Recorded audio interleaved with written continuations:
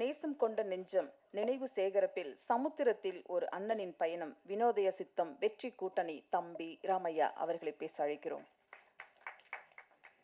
பத்திரிகை தொலைக்காட்சி இணையதள சகோதர சகோதரிகளுக்கும் மேடையில் அமர்ந்திருக்கக்கூடிய ஃபீல் குட் டைரக்டர்ஸுக்கும் என் மாலை வணக்கம்.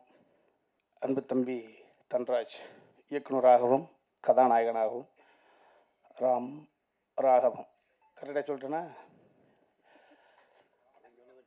ஆமாம், அது தம்பி சொன்னது கரெக்ட் தான். படிப்பாளி இல்லை, அப்படி தப்பாக சொன்னால் கூட தப்பை கூட சரி பண்ணிக்கலாம். தமிழ் அதுக்கு இடம் கொடுக்கும்.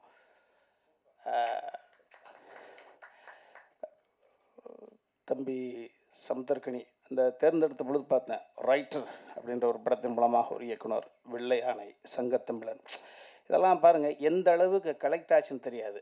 நம்மளுக்கு ஒரு 80 வயசு ஆகும், ஒரு கைத்துக்கட்டில் மல்லாக்கப்படுத்திட்டு பாலெல்லாம் கலந்து போய் பேப்பர் பண்ணி யோசிக்கிற பொழுது நம்ம என்னடா சாதித்தோம், எத்தனை கோடி பணம் இருக்குது, அதில் என்ன சாதித்தோம், அந்த சாதனைக்கு உறுதுணையாக இருந்தவர்கள் தம்பி சமுத்திரக்கனி. அவருக்கு நிச்சயம் 80 ஒரு 90 நல்ல கண்ணையா வாழுகிற காலம் வரையும் வாழுவார். அப்படியே வாழுகிற பொழுது சுயநினைவோடு 100 வயதில் மல்லாந்து படுத்துக்கிட்டு யோசிக்கிற பொழுது நான் இந்த தமிழ் பூமிக்கு என்ன சாதித்தேன், அடுத்த தலைமுறைக்கு என்ன கொடுத்தேன் என்று யோசிக்கிற பொழுது எவ்வளவு கொடுத்துருக்கேன்னு யோசிக்கலாம்.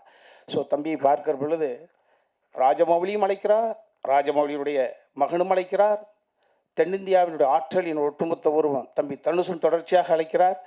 எப்படி ஒரு மனிதனால் இப்படி ஒரு எல்லோரோடும் கைகுலுக்கி செல்ல முடிகிறது? அப்போ அதற்கு பின்னணியில் அந்த மனசு இருக்குல்ல, அது எப்படி ஏறும் இறங்கும் இறங்கும். ஒரு பெரிய சாதாரண விஷயம் கிடையாது.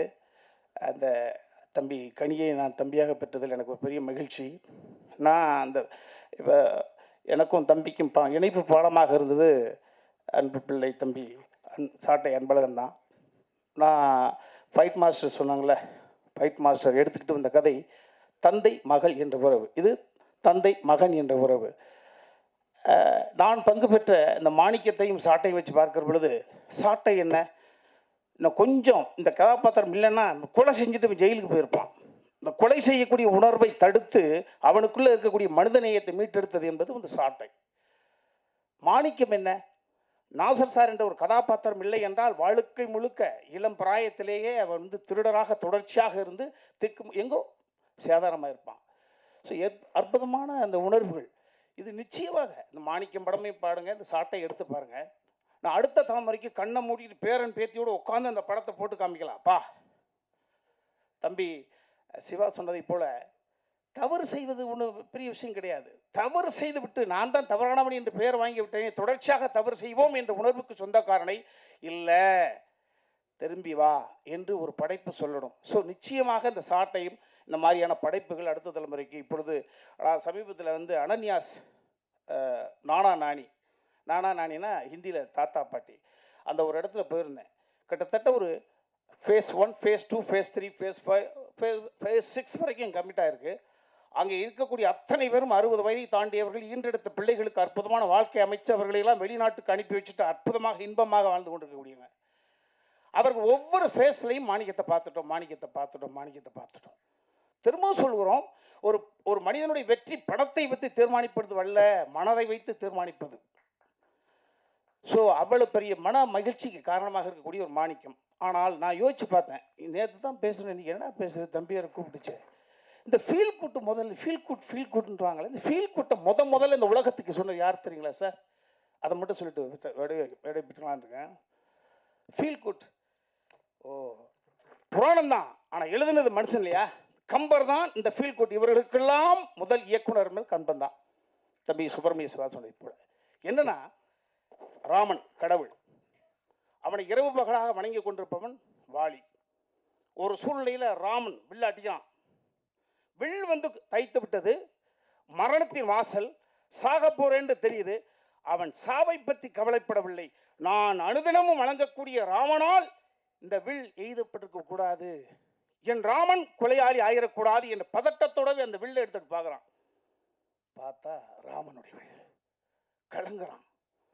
ஐயையோ, பார்த்தா ராமன் என்று ஆகிறான். ராமா, நீயா இதை எய்தாய், நீயா இந்த பழிச்சல், இந்த பழிச்சொல்லுக்கு நீயா காரணமாகி போகிறாய், இந்த ஒட்டுமொத்த உலகத்துக்கே அருள் பாவிக்கக்கூடியவனா நீ இந்த பழிச்சொல்லை சுமந்தால் இந்த புகழ் என்ற மௌடத்தை யார் சுகப்படுவா? தகுதி இல்லாத போய் உட்காந்துட போகிறானே. ஸோ எவன் தவறு செய்தானோ இந்த தவறு செய்தவன் பாயிண்ட் ஆஃப் வியூலேருந்து யோசிக்கக்கூடிய குணம் இருக்குது பார்த்தீங்களா? புராணம் தான் எழுதுனது. அப்போ வசனங்கள் போடுறான் பாருங்க. டேய், ஓவியத்தால் கூட வரைய முடியாத உருவ அழகு கொண்டவன்டா நீ. நீ ராஜவம்சத்தைச் சேர்ந்தவன், படிப்பாளி. நான் குரங்கு இனத்தைச் சேர்ந்தவன். ஐயோ, அப்பேற்பட்ட கடவுள் ஏன் எழுதான் தனி யோசிக்கிறான். ஓஹோ, மனைவி சீதா பிரிந்த காரணத்தினால நீ குத்திட்டியாப்பா? நீ என்ன செயல் செஞ்சேன்னு உனக்கே தெரியாமலே செய்துட்டியா? அதெல்லாம் பரவாயில்லப்பா. ஆனா மாறு வேஷம் போட்டு என் மனைவியை தூக்கிற ராவணனுக்கும் மறைந்திருந்து என்னை தாக்கிய உனக்கும் வித்தியாசம் என்ன இருக்குப்பா? இந்த உலகம் பேசுமேடா, அதை நினைச்சு எனக்கு சங்கடமா இருக்குப்பா. ஸோ அவனை நினைத்தே ஃபீல் பண்றான். ஃபீல் கூட்டு பாருங்க. சரி, ஒவ்வொரு மனிதனும் பிறப்பது சாவதற்குத்தான், பாசிட்டிவ் அப்படின்றதுக்கான வாழ்வதற்கு என்று சொல்கிறோம். பிறக்கும் பொழுது இன்னொரு சபம், அதனால தான் பிரசவம். ஆனால் சாவு இருக்கிற பொழுது, மனிதன் இருக்கிற பொழுது மரணம் வராது. மரணம் இருக்கிற பொழுது மனிதன் இருக்க மாட்டான். ஆனால் எனக்கு மிகப்பெரிய ஒரு கொடுப்பனை, நான் வணங்கிய கடவுளே என்னை வந்து குத்துகிறான், கொள்கிறான். நான் சாவதற்கான காரணம் நீ என்று அறிந்து சாகிறேன். அந்த வகையில் திருப்தி. 2 அப்ளிகேஷன். என் தம்பி சுக்குருவன் கொஞ்சம் போத வசலாம், கொஞ்சம் பேட் ஹேபிட்ஸ். இதே மாதிரி வேத ஏதோ ஒரு நூலில் ஒரு சூழ்நிலையில் அவன் மேலே இதே மாதிரி குணத்தை ஒன்று. இன்னொன்று, சுக்ரீவன் தான் ராமன்கிட்ட சொல்லி ராம சுக்ரீவனுக்காகத்தான் குத்தி கொண்டுனா அப்படி உன் தம்பிகள் லட்சுமணனோ பரதனோ நாளைக்கு நான் இறந்த பிறகு என் தம்பிக்கு கிண்டல் பண்ணிடக்கூடாதுப்பா, அதை கொஞ்சம் தடுத்துறியா? இந்த அப்ளிகேஷன் தான் அப்படின்னா. இதை படிக்கிற பொழுது இதெல்லாம் இதனுடைய ஃபாலோவர்ஸ் அந்த ஃபீல் குட் டைரக்டர்ஸ். உங்கள் அனைவரையும் இதை விட வயதில் இளைவர்களாக இருந்தாலும் பாதம் தொட்டு வணங்குகிறேன். இதே போன்ற படத்தை கொடுத்து கொண்டே இருங்கள். வாழ்க வையகம். இங்கே மேடையில் இருக்கிற ஒரு நல்ல மனிதர்கள் முதல்ல, ஏன்னா அங்கே இருக்கிற அத்தனை பேருமே பார்த்தீங்கன்னா அற்புதமான படைப்புகளை கொடுத்த ஒரு இயக்குனர்கள். அவங்களுக்கும் என்னோட மனமார்ந்த வாழ்த்துக்கள். என்னை பார்த்து நிறைய பேர் பயப்படுவாங்க. என்ட்ரி ஆன உடனே பார்த்தீங்கன்னா பயந்துருவாங்க. பழகிட்டாங்கன்னா கொஞ்சம் ஓகே பரவாயில்ல அப்படின்னு நினைப்பாங்க. இப்படி ஒரு கேரக்டர். இது வந்து தெரிஞ்சவங்களுக்கு ஓகே, தெரிஞ்ச கூட்டங்கிறது ஒரு 10-100 பேர் வச்சுக்கலாம்ல. தெரியாதவங்க பார்த்தீங்கன்னா, நான் இப்போ ஒரு பப்ளிக் பிளேஸில் போயிட்டேன், ஒரு ஒரு ஒரு ஹாலுக்குள்ளே போனேன்னா என்னை பார்த்து பயந்து ஒதுங்குற கூட்டங்கள் வந்து நிறைய பெண்கள் கூட்டங்கள். பயந்து ஒதுங்கிடுவாங்க. ஐயோ ஒரு ஃபைட் மாஸ்டர்ப்பா அப்படின்னு ஒதுங்கிடுவாங்க. மனசுக்குள்ளே ஒரு சின்ன ஃபீல் இருக்கும். அது அப்புறம் போக போக பழகிடுச்சுன்னு வச்சுக்கோங்க. இப்போ ஹாஸ்பிட்டல் சைட்லாம் போனோன்னா எங்கிட்ட பேசுறதுக்கே பயப்படுவாங்க, பயந்து அப்படியே ஒதுங்கிட்டு இருப்பாங்க. அதை வந்து ஒரு இடம் மாற்றிச்சு எனக்கு. அந்த ஃபைட் மாஸ்டருங்கிற ஒரு கேரக்டர் நான் மாற்றி ஒரு சித்திரை சிவானம்னு ஒரு படம் எடுத்ததுக்கப்புறம் பார்த்தீங்கன்னா நிறைய தாய்மார்கள் நிறைய பேர் ஃபோன் பண்ணி நீங்கள் எப்படி இதை ஃபீல் பண்ண முடிஞ்சுது அப்படின்னு கேட்டாங்க. அது முழுக்க காரணம் சொல்லணுன்னா நான் கணியனுக்கு தான் சொல்லுவேன். ஏன்னா அவர் அந்த கதையை கரெக்டாக சூஸ் பண்ணி கரெக்டாக கையாண்டார். என்னைய வந்து ஒரு ஒரு ஒரு சாஃப்டான மனுஷனாக இந்த உலகத்துக்கு காட்டின முதல் மனிதர் அவர் தான். நிஜமாக தான். எங்கள் வீட்டில் கூட என்னை வந்து பார்த்தீங்கன்னா அவன் கொஞ்சம் முரட்டு பையன்ப்பா அப்படிங்கிற மாதிரி தான் சொல்லுவாங்க. ஆனால் உலகத்துக்கே முதல்ல என்னை ஒரு சாஃப்டான மனிதரை காட்டினது அண்ணன் தான். எனக்கு மிகப்பெரிய சந்தோஷம். ஏன்னா அந்த படம் முடித்ததுக்கப்புறம் அவ்வளோ பேர் எனக்கு தெரியவே தெரியாது இவ்வளோ பெரிய இம்பேக்டை ஏற்படுத்தும் அப்படின்னு தெரியாது. இந்த படத்தை ஒத்துக்கிட்டு, அதாவது அந்த படத்தை சார் சொன்ன மாதிரி அந்த ஒரு படத்தை ஒத்துக்கிட்டாருன்னா அந்த படத்துக்கு என்னவெல்லாம் வேலை பார்த்தாருன்னா நானே சொல்லுவேன், அவர் தான் ப்ரொடக்ஷன் மேனேஜர். நாங்கள் கொஞ்சம் லேட்டானா கூட சீக்கிரம் வாங்கப்பா ஷூட்டிங் பண்ணணும் அப்படின்னு ஒரு ப்ரொடக்ஷன் மேனேஜராக, ஒரு அண்ணனா, ஒரு ப்ரொடியூசராக, ஒரு டைரக்டராக அவ்வளோ தூரம் தூக்கி கொண்டு வந்து அந்த படத்தை நிப்பாட்டி இப்போ இவங்க சொன்ன மாதிரி ஒரு மிகப்பெரிய ஒரு மென்மையான படத்தை எடுக்கக்கூடிய ஒரு அற்புதமான இயக்குனர் அப்படின்னு சொல்கிற லெவலுக்கு ஒரு பேர் எடுத்து கொடுத்தது கணியண்ணன் தான். அவங்களுக்கு இன்னொரு விஷயம் என்னென்னா, இப்போ ஒரு படமோ ஒரு சில டைரக்டருங்க வந்து பார்த்திங்கன்னா நிறைய படங்கள் ஒரு 10 படங்கள் பண்ணதுக்கப்புறம் ஹீரோ பெரிய ஆள் ஆயிடுவாங்க.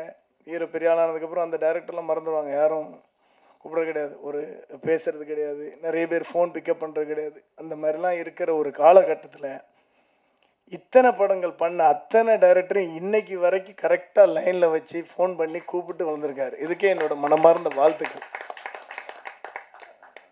அண்ணன் சொன்ன மாதிரி அவர் ஒரு பெரிய நல்ல மனிதர். திரும்ப திரும்ப அதை நான் சொல்ல வேண்டியதில்லை, ஏன்னா இங்கே இருக்கிற அத்தனை பேருக்கும் தெரியும். அவர் மட்டும் இல்லை, அவர் குடும்பத்தாரும் இன்னும் நல்லா வாழணும். ராமன் ராகவும் மிகப்பெரிய வெற்றி அடையணும். என்னோட மனமார்ந்த வாழ்த்துக்கள். நன்றி.